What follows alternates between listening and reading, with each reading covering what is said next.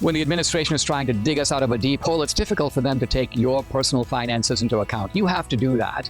I choose to diversify my savings with gold from Birch Gold Group, and you can too. Just text the word Dinesh to 989898. Birch Gold will send you a free, no obligation information kit on gold. Birch Gold has an A+ rating with the Better Business Bureau and tens of thousands of happy customers. You too can diversify with Birch Gold. Text Dinesh to 989898.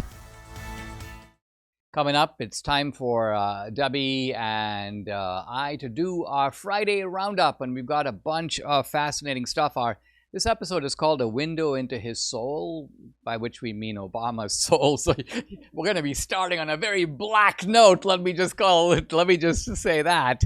We're going to talk about Obama's library, Trump's role in brokering peace in Ukraine, what's wrong with mail-in ballots, whether AI is demonic, that should be interesting, and whether it's time for Christians to sign up for a new crusade.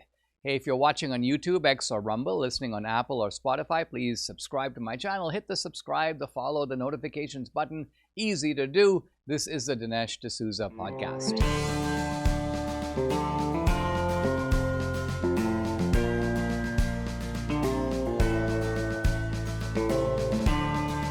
America needs this voice. The times are crazy. In a time of confusion, division, and lies, we need a brave voice of reason, understanding, and truth. This is the Dinesh D'Souza podcast.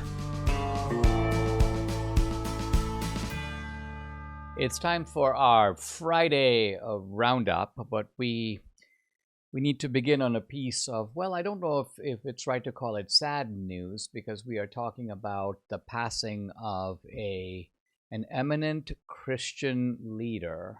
This is Dr. James Dobson. He was the founder of Focus on the Family. He created a massive ministry. He lived an impeccable life, by the way, in an age of scandal, not a hint of scandal surrounding this man. And we got to know him quite well. Yeah, we did. We did. It was nice. We went, I want to say maybe 3 years ago to Colorado Springs, to one of his events. And we got to have lunch with him and a few other people. And I'll never forget what he said. And he was actually talking about Charlie Kirk. For some reason, Charlie's name came up. Yeah.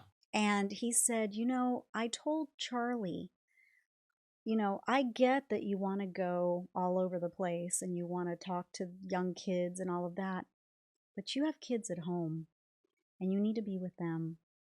Interesting. Do you So remember in other that? words, here is a guy who's not just elevating the idea of the family. His point is it's important to devote yourself to your own That's family. right. That's Put right. your own family first. I mean, we talk about this, and of course, both of us have raised families. Obviously, we now have kids who are getting to that age. Danielle, of course, is already married. And the need to create priorities. And it's not easy to do. No. And it's where we talk also about, you have a congressman in the family, you're halfway in DC, you're also in back and forth from DC to Texas. But you're saying that Dobson had the awareness of the fact that even though we're all busy and even though we all try to build up these big careers, keep your priorities straight. That's right. And he did himself. He did. Yeah. I'll never forget that. He was a really nice man. He was a really nice man. He'll be greatly However, missed. USA Today, the headline says, James Dobson dies, leaving legacy as influential, at times controversial Christian leader.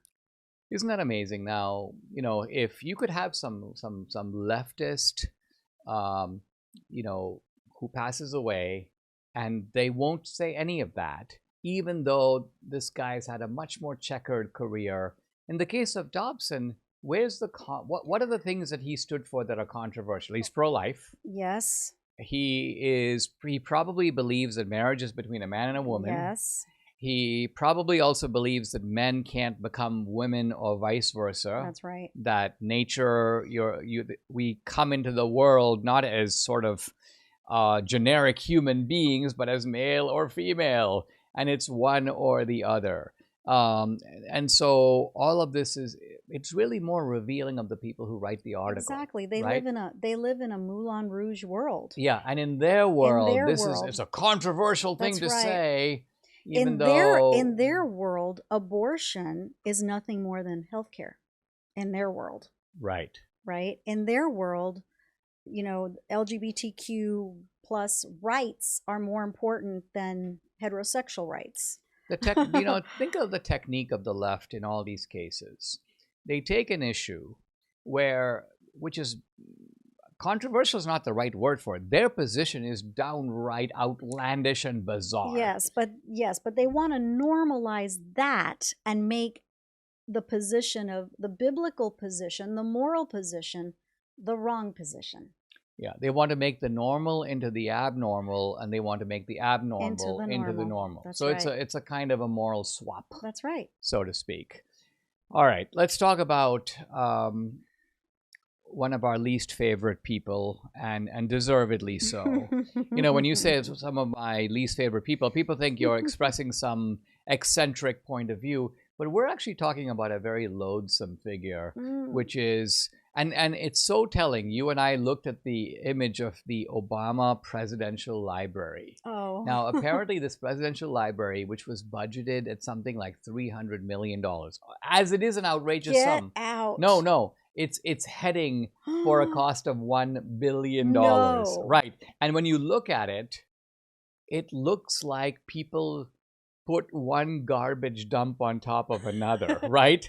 The thing is a monstrosity. Yeah. And you jokingly said, it looks like Obama, but what I said was, it's not just that it does resemble Obama, but not in the outward sense.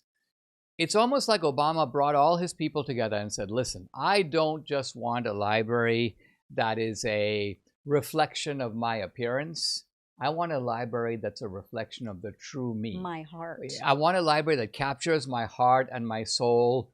And basically his people looked at each other and said, let's go for the garbage dump, right? because that's what Obama, he's rotten on the inside, this guy.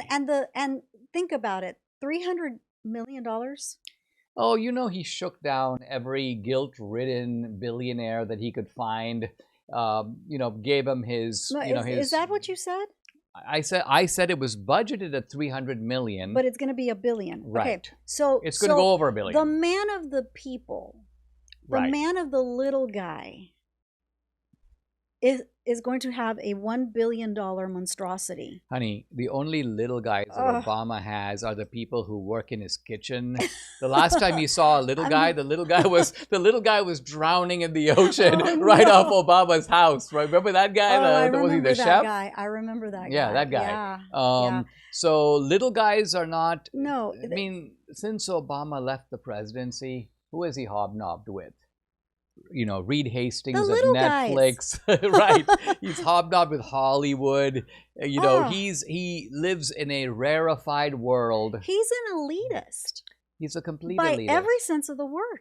Yes, but in the worst sense of the word, because sense. There is a sense of elitism which I endorse. He's not true royalty. He's not true, pedigree. The true elitist is, I would call it, a natural aristocrat as opposed to a conventional aristocrat. So what's the difference? Well, a natural aristocrat is naturally elegant, is naturally above the fray, has elevated tastes in art, in literature, someone who is in that sense superior, but superior not by pretense, not by preening, not by showing off, but by actually being better.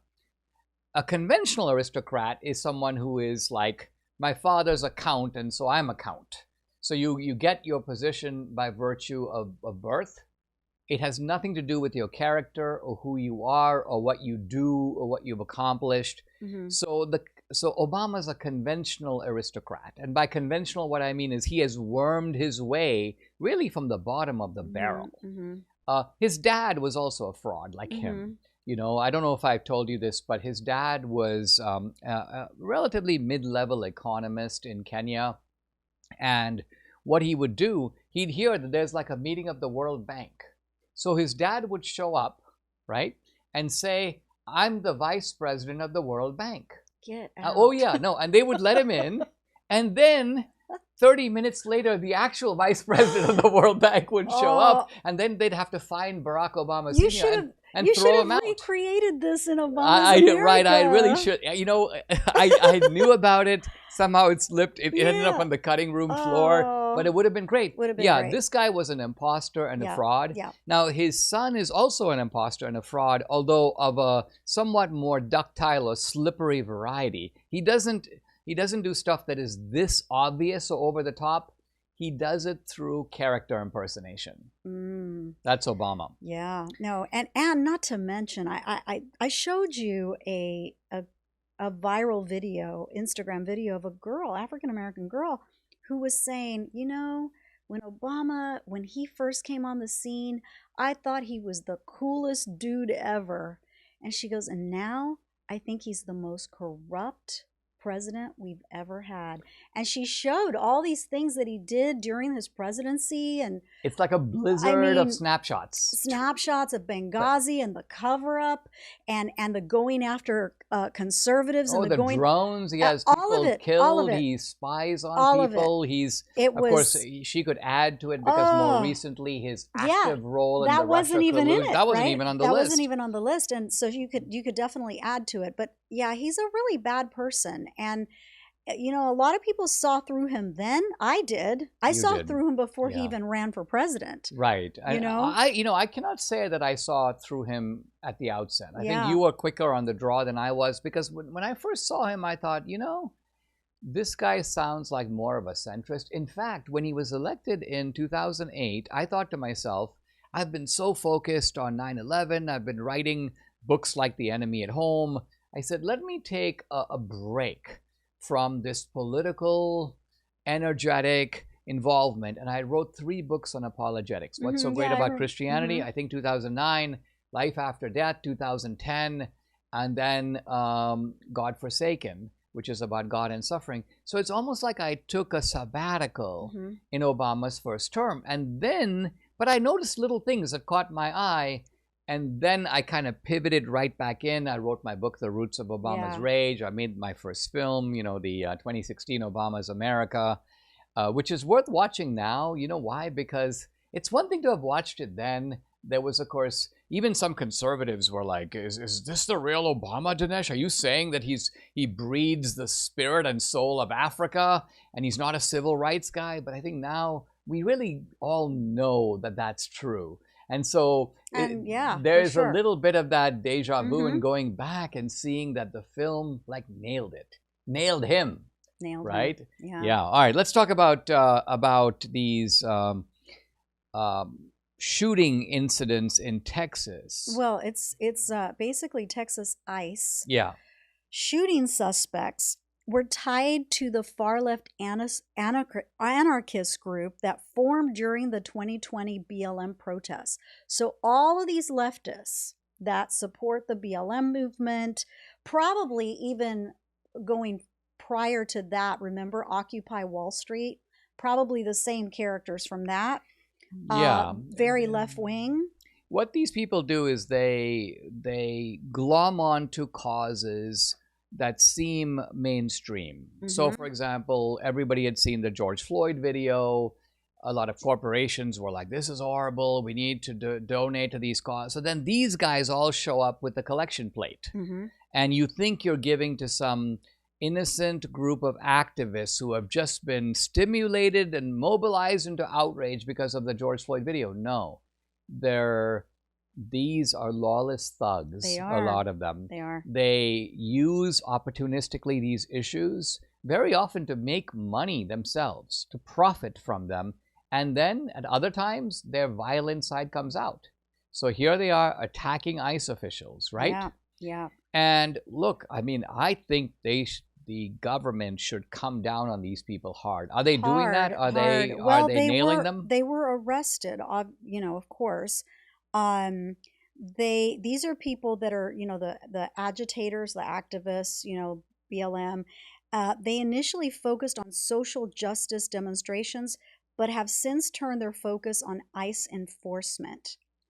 I mean, if you think about it, how weird is that? Well, it's not weird from the framework of the left, like, though, right? Because look at it this way.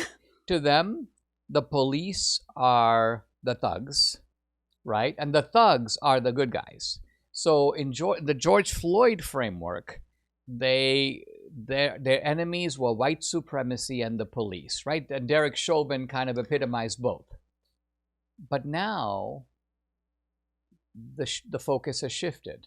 Now their heroes are the illegals, and particularly the criminal illegals. Yeah, the criminals. And the villains is ICE. That's right. So ICE stands in now for the police. So for these people, it's not a big intellectual shift.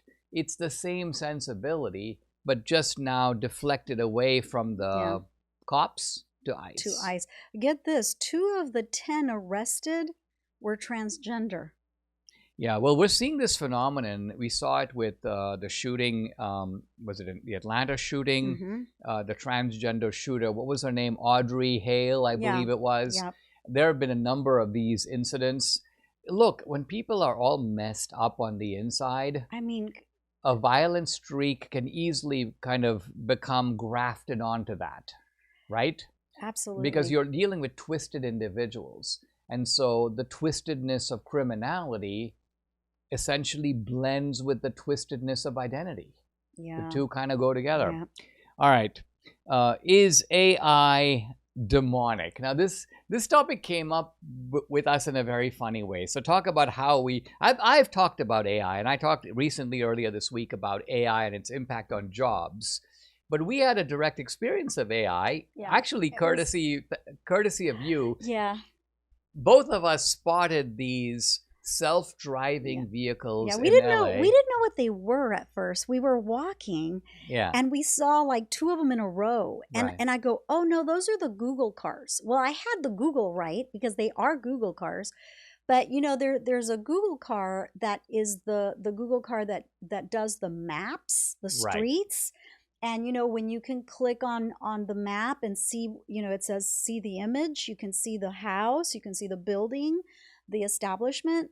So I thought that's what it was. And then upon looking closer, we realized that they didn't have anybody driving. Now, in fairness, these cars are super ugly. Because they've got huge... They're Jaguars. They're Jaguars, but they've got this peculiar Martian-looking camera equipment on top of the car. So they look weird. But, of course, the most striking thing about them is they don't have a driver. Not something we're used to in our adult lifetime. And you're like, hey, honey, we have dinner coming up tonight. Let's try Why don't we take one of these Waymos, right? Well, yeah, and especially because we were staying at a hotel and the restaurant we were going to was half a mile away.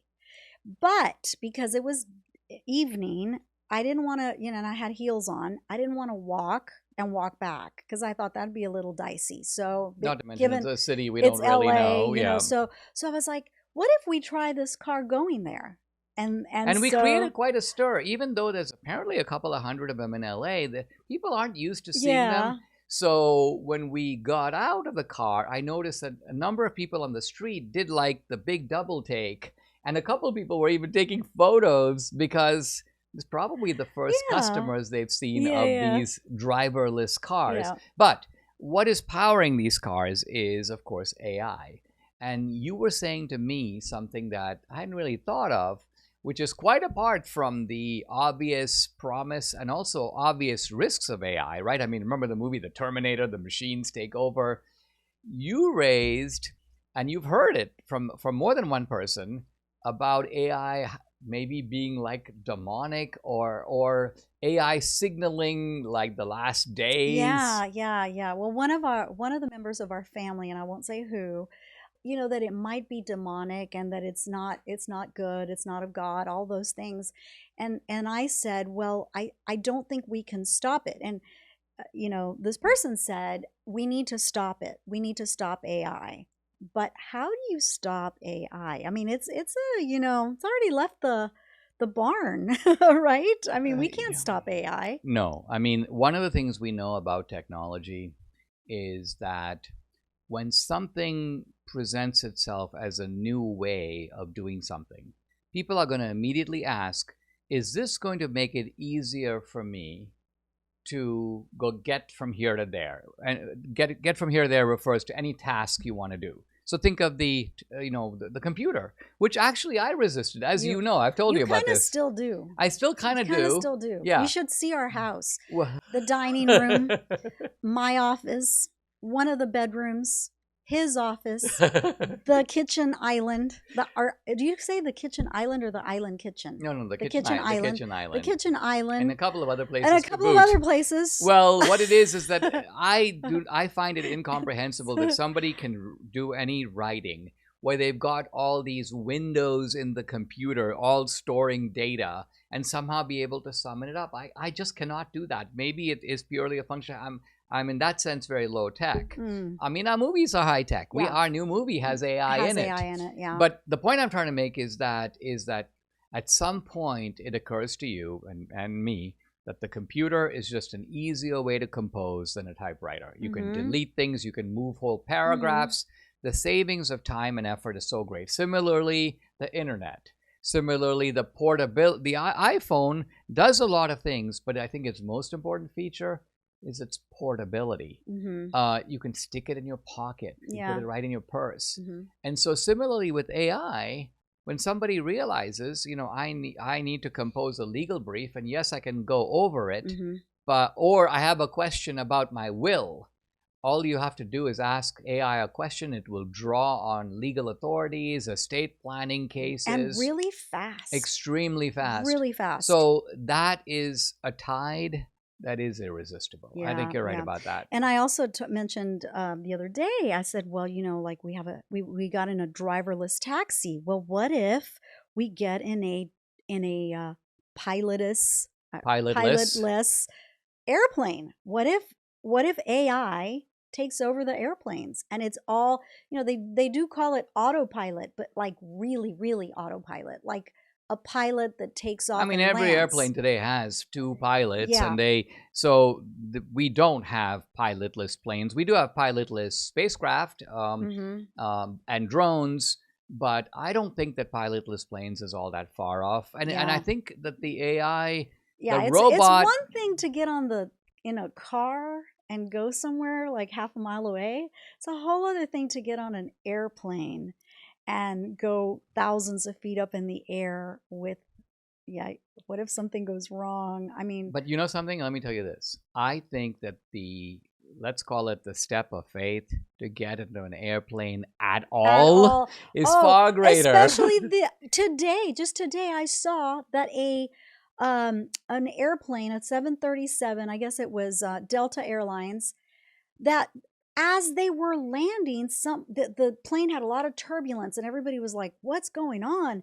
And then somebody opens their window. Part of the wing was broken. Has it flown off? Yes. Oh my gosh. Broken. And so they managed to land. They're all okay.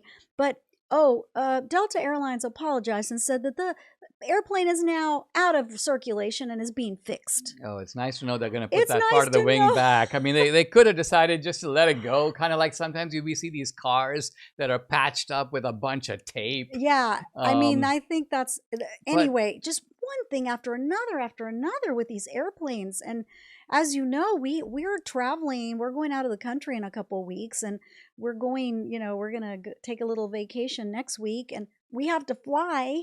I mean, so I think flying is still safe, but there have been a surprising number of incidents. Let's pivot back to AI though, because so we're in these Waymos, and we go to a new restaurant in LA, and I don't see any reason not to mention the restaurant. It's called Cut. Yes. Cut. And it's by Wolfgang Puck. Yes. Now, interestingly, I know of Wolfgang Puck because every time you're in an airport, you have these Wolfgang Puck pizzerias. And they're pretty good pizza. They're better than the typical type of airline food. But I always thought it was kind of strange. You got this German guy, but he's a pizza guy. He's Austrian. It turns out he's Austrian. So, but he has one of his flagship restaurants. He has one in Singapore, apparently, one in LA. You and I are kind of foodies. And he had Spago in LA. He had Spagos in LA. Which used to be Michelin starred, but apparently no longer is. But this one is Michelin Right. starred. So we read about this place and we're like, let's try it. Yeah. And it's in the Beverly Wilshire Hotel. So we go we take the Waymo and we go there. And these restaurants, it's kind of funny because the atmosphere, the ambiance is very casual in cut. It almost looks like a kind of a diner. A little bit. Now the food, top notch. Oh my gosh. Top notch. Incredible. But we're in Wolfgang Puck's, and of course the ridiculous maitre d' shows up, and I always think, what is the point of a maitre d', right? Hello, how are you enjoying your meal? Well, if there's anything we can do, I suppose restaurants need this. Maybe it's part of just adding to the air and the milieu of it. So anyway, the maitre d' marches off, and then apparently a second maitre d', this older guy, go, hello. No, and hold on. So I shake his hand, you shake his hand, and you say something like, I love your food. I love your food. And then I look at you like, he doesn't make the food. Yes, and you're he like, does. That's Wolfgang Puck. I'm like, wait, Wolfgang Puck, the actual Wolfgang? And it turns out, yes, it is him. No, I knew it was him. I was well, just you knew in what he shock. looked like, surprisingly. Yeah, but I was just in shock because the funny thing is that while we were there, as you say, several people came up to us. Oh, yeah. How are you doing? How's your meal? 2 maitre d', I believe. Yeah, two different ones. Then we had a waiter. Then we had the bus boy, and all of those things. And we started talking about Wolfgang Puck, like as in like, well, do you think that he actually cooks this food? Do you think he is at his restaurant? Well, when you have a kind of one of these global chefs, and they have multiple restaurants. That's right. The question is, what is their relationship to a restaurant? Are they physically present? Yeah. Is it the people that they trained? This is why I was a little because I know. Well, I was shocked too because I look up and I'm like, oh my goodness, it's Well, Wolfgang. It turns out he's a really nice guy. Really nice He's guy. quite unassuming. Oh my gosh. And he went to every single table. He went to every table, not just our shook table. hands. Some people want to take photos with him. We didn't, but others did. And it looks like is a somewhat, not some times of the year when he's in LA. Yes. He's customarily does this. That's right. But you would have thought that one of the people that came to our table would have said, by the way, you'll have a nice treat later on because Mr. Wolfgang Puck himself is here. He's going to come and greet it. But the staff treated it like it's a non-event. Like it's nothing. They never mentioned it. They never mentioned it. And then when we mentioned it, they kind of like roll their eyes like, oh yeah, he loves Once to in a do while that. he stops by. But no big deal. And so we thought it was really funny. And then we take the Waymo back and that was fun too. Mike Lindell tells me a major retail chain just canceled a massive order, leaving My Pillow with an overstock of classic My Pillows. But hey, their loss is your gain. For a limited time, My Pillow is offering the entire classic collection at true wholesale prices. Get a standard My Pillow for just $17.98. Upgrade to queen size for just $22.98. King size for $24.98. You can snag body pillows for $29.98. Versatile multi-use pillows for just $9.98. Plus, when you order over $75, you get $100 in free digital gifts, no strings attached. That's right, premium pillows at unbeatable prices and bonus gifts to top it off. So don't wait. Call 800-876-0227. That's 800-876-0227 or go to mypillow.com. Don't forget to use the promo code. It's DINESH Dinesh, and you can grab your standard My Pillow for just $17.98 while supplies last. Is the continued divide or rift between Trump and the Federal Reserve putting us behind the curve again? Can the Fed take the right action at the right time, or are we going to be looking at a potential economic slowdown or slump? And what does this mean for your savings? Debbie and I diversify with gold through Birch Gold Group. We do it for peace of mind, knowing that if the bottom falls out, we have something tangible we can hold on to. And Birch Gold makes it easy for you to diversify into gold too. If you have an IRA or old 401k, you can convert it into a tax-sheltered IRA in physical gold, or just buy some gold to keep in your safe at home. But first, get educated. Birch Gold will send you a free information kit on gold. It's no obligation here, just information. How do you get it? Text my name, Dinesh, to the number 989898. Consider diversifying a portion of your savings into gold. That way, if the Fed can't stay ahead of the curve for the rest of the country, at least you can take some action for yourself. How do you get started? Text Dinesh to 989898. Let's talk about, we got a lot more to cover and not all that much time to do it. So we're going to speed it up. You and I both watched kind of a heartbreaking video. This is from the sentencing of the two Muslims from Iraq, Ali and Ali. And the video that we watched was of their daughter. And now the daughter evidently did not testify in the trial. She had a statement that her boyfriend read, but she did testify in the sentencing. Now, I will say that until I saw that video, my view about the parents was uncertain. And by that I mean, I thought, you know, they're obviously furious at their daughter. The dad was in a clear rage in the video where he jumps on the girl and basically brings her to the ground and is choking her and has to be pulled away. But it wasn't clear to me that he actually wanted to kill her, which is, of course, what the charge was, right? Attempted murder. But I will say that listening to the daughter, I was quite jolted because, well, I mean, it's not that I'd followed the trial that closely, but she said in no ambiguous terms, my dad was trying to kill me. And just that statement really hit me. And she called him a monster. And she said, they think I'm a monster, but they're the real monsters. And she actually meant both parents. Well, you know, he got 20 months in jail, in prison. Yeah. And he got an additional 182 days for assaulting her boyfriend, Isaiah. Yeah. And he also has to take a parenting class, and he can't come into contact with his daughter for 10 years. Oh, that's interesting. Yes. But the problem is, again, they're treating this like he's just a bad dad.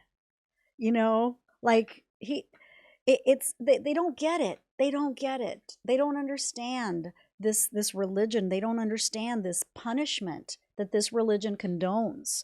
And so, yeah, I mean, you can sentence him for however long you want and tell him not to contact her, but, you know, this doesn't solve the problem at all. It's almost like, I think what you're saying is she thinks, you think I'm a disgusting human being? Well, I think you're a disgusting monster. She called him a disgusting monster. How can you call yourself a father? You tried to kill me. My dad tried to kill me with his own hands. Do you have no love for me? I know you were smiling when you choked me. I'm going to pray for you to stay in jail and die. I mean, this was like, this is watching a domestic train wreck, all right? But I think the point you're making here, which is a very important point, is that there is an underlying ideology, and if you don't bring that out, you're losing the meaning of what's happening. It's kind of like this. You know, Salman Rushdie was targeted for assassination really for two reasons. It wasn't just that he had written a novel mocking the Prophet Muhammad. It was that he was a Muslim. He was someone born a Muslim who did that, right? So in other words, in Islam, and certainly by the interpretation of the radical Muslims, apostasy is not permitted. You can't leave the faith. And if you do, it's okay to kill you, right? Now imagine if you listen to the Rushdie case and you don't know any of this. And you just think, well, obviously he upset some Muslims and they tried to kill him. It misses the point that those Muslims believe that they are acting out of religious duty. Those Muslims think that they are doing something noble. I mean, look at the son of Hamas. Look at the son of Hamas. We're talking here about Mossab Hassan Youssef. By the way, he's agreed to come on the podcast, which is itself an adventure because we had him booked to come on the podcast and some security issue. Now, why does he have a security issue? It's not just because the Muslims want to kill him. His own father has put a fatwa, an assassination on his own son. Again, he's the eldest son. and the father wants to have him killed. Now, the father is one of the 5 sheikhs who founded Hamas. And the son is not only broken with Hamas. I mean, you are the one who told me this, and then I ordered his book, which I've read. It's a very powerful book, by the way. This is what I want to talk to him about on the podcast. Yeah, his book is called Son of Hamas. But in the book, he reveals how he became a Christian. And that story itself, think about it, the journey from Hamas to Christianity, I mean, that is a heresy from the Muslim point of view far bigger than Rushdie. Rushdie just became a secular guy. And frankly, lots of Muslims are secular, right? Think of all the Iranians who live in LA. They're Muslim ostensibly, but they're really secular. The journey into a professed and sincere Christianity, that's so this guy's a very remarkable person. Yeah, but can you imagine going through life, having to look over your shoulder, having to have security everywhere you go? I mean, I can't even imagine. I mean, that's exactly the bravery of it, of taking that stance. All right, let's talk about, this was an idea that you had, which is really wild, which is the idea of well, let's call it a 5th crusade. I say a 5th crusade because let's give a little bit of history here. We all know about the Crusades. It turns out there were 4 crusades. The first crusade was in 1099 when the Pope called on the knights of Europe, a lot of them Frankish and Germanic knights, who, at their own expense, by the way, assembled armies. About 40,000 knights. I mean, this was a huge army in the ancient world. And they marched all the way from Europe to Jerusalem. And they captured the Holy Land. This was the first crusade, a resounding success, by the way. And for everyone who thinks the Crusades were evil, it's all nonsense. The Crusades got misguided with the 2nd and 3rd and 4th Crusade, but they got misguided on account of corruption, not on account of the fundamental misguidedness of not at all. Right. But we were talking about the systematic murder of Christians in Africa, other parts of the Middle East, and this is done by radical Muslims. That's right. And I was saying that, you know, who comes to the defense of these Christians? Yeah, and you're saying nobody does. Nobody does. Right? Christians in Syria get butchered. I mean, look at all the massive, oceans of tears shed over like 3 guys from Gaza, right? All you have to do is show a picture of a starving, kid from Gaza. Everyone goes, oh, this is horrible, genocide. No. On the other hand, 150 Christians are beheaded in Syria. Not a word about it in the media. Women raped, brutalization, brutalized, and you can see why. Tortured. Because look, first of all, in the case of Gaza, the elected government of Gaza, Hamas, they haven't had an election for a while, but with the last time they had it, they elected Hamas. That's right. Hamas did the strike on Israel. Israel has every right to strike back. We're not talking about that. We're talking about countries which they've got about 50% Christian, 50% Muslim, and the Muslims decide to terrorize the Christians, right? And a homicidal sprees against the Christians. And they do it with, like, impunity. They do it with impunity, and in some ways, I suppose they now know that the world media is not interested. Yeah. Because it just doesn't fit the narrative. No. The narrative has to make Israel and America the bad guy. Yeah. If it doesn't fit that narrative, then they're not it's interested. not going to be on CNN. Yeah. So what if we had another crusade and fought back?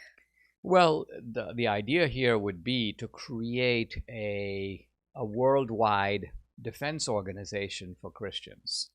And such an organization. Now, some will say, I mean, you can already hear it, right? If you and I say this, somebody's going to go, well, Dinesh, that's really not in the spirit of Christianity. Have you ever heard of turning the other cheek? Right? You're going to get all this. That's right.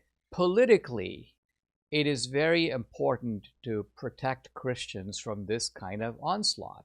I mean, ultimately, look, in the end, we may be called to be martyrs, but we should not be inviting martyrdom. Hey, here's my neck, chop it off. No.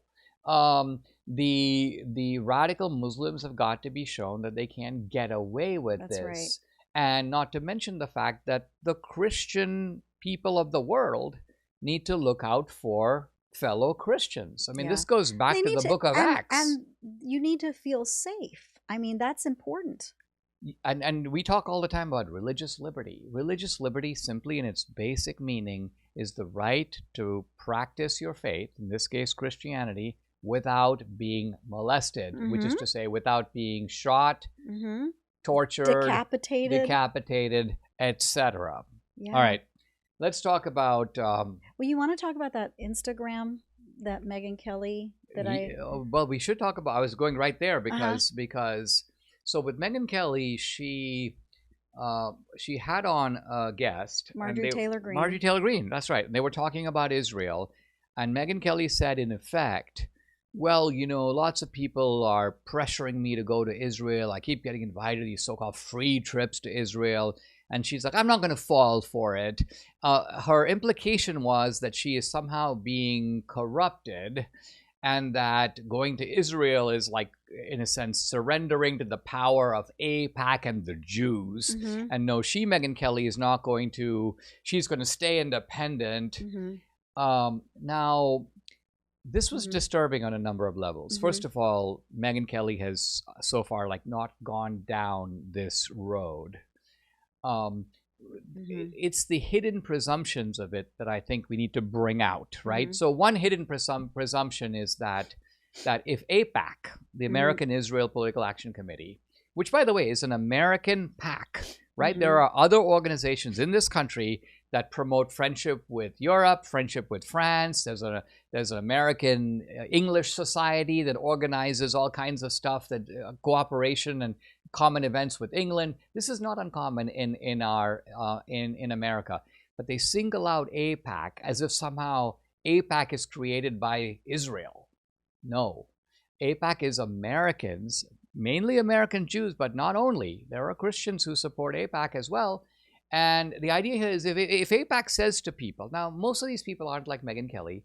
They've never been to Israel. In some cases, they're like students or they're like journalists.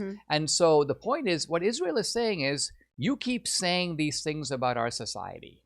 Why don't you come over here and have a look? For yourself. Look for yourself. We're not going to tell you where to go. You come see. And this is being treated as some kind of a affront. Right? Which I think is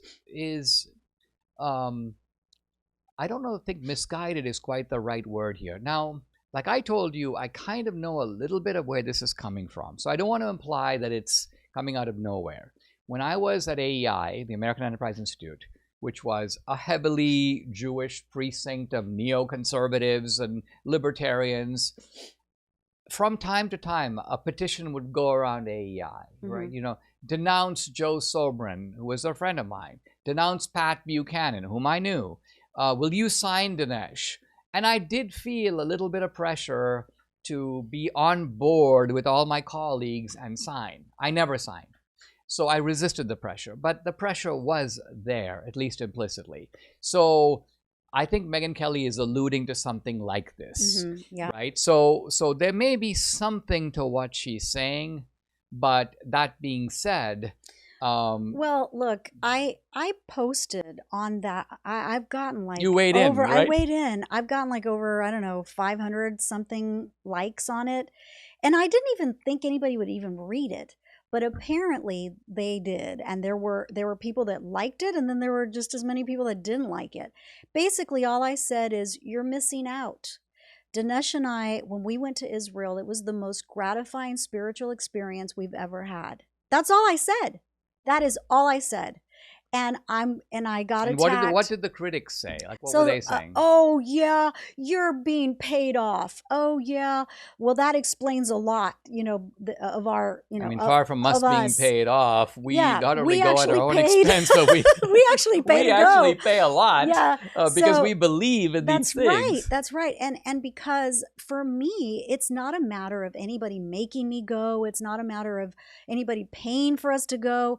It's just, when you are a Christian and you really delve in the Bible, and the Bible comes to life in a way that it won't come to life any other way. Well, not only that, I mean, you saw the interview. This was with Tucker Carlson and the nun with the mustache, right? And you told me, which blew me away. You're like, you know, the nun with the mustache? She's George Stephanopoulos' what, sister? Sister. Yeah. So this was evidently, at least this seemed to me to be suppressed, right? Because it'd be one thing if Tucker were to say, listen. Well, actually, I think Tucker did say it was whatever her name is, Stephanopoulos. So he did mention her last name, but there's maybe more than one. I didn't watch the whole show. I just watched a couple of social media clips on it. But what I'm getting at is that you get these claims like, oh, life is very difficult for Christians in Israel, right? Yeah. You and I are in Israel. We're leapfrogging from church to church. And the reason we're going from church to church, by the way, is because the early Christians, in order to mark holy sites, built churches. That's right. So we're not just going to churches, we're going to churches which mark the place of the crucifixion, the place of Jesus' birth, and the ascension, the nativity, and Bethlehem. Yeah. And and these churches are flocking with, we were there at Easter, flocking with pilgrims, flocking with Christians from all over the world. So the idea that Israel officially is cracking down. Now, there are some, kind of Orthodox Jews who give you dirty looks. They kind of act a little bit like the homeless people in LA or in San Francisco. I mean, they accost you. And they have an ideological hostility to Christianity. That is true. Yeah. But that is not the norm. That's not the norm. It's not the mainstream. No. The mainstream of the society is quite welcoming. That's right. And again, it's just right here. Loved it. All right. Let's talk about, we're actually going to have to skip a couple of topics, or at least save them for the next time around. Yes. But let's just talk about Trump and Zelensky. That was the big issue for this week. And of course, and Trump's claim, which you found extremely amusing, that the United States is far and away the hottest. Yeah. Not the hottest because it's summer. And then you go. I should have realized I would be getting some wifely backlash to this. Hot like Sydney Sweeney. I'm like, wait a minute. I'm sitting back there going, wait a minute. You think Sydney Sweeney's hot? This reminds me of the scene with Chevy Chase.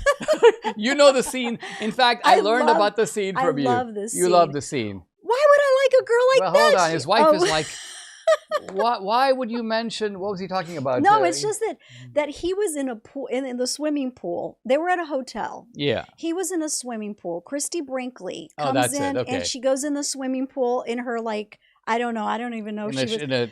In her bikini or whatever. She goes in there. She's swimming. And the wife sees him gawking at Christy Brinkley, right? So she gets really upset. And she's in bed. And he comes in and she goes, I saw you with that girl. Or something like that. Gawking at her. Yeah. And he goes, honey, no. Why would I like a girl like that? She's ugly.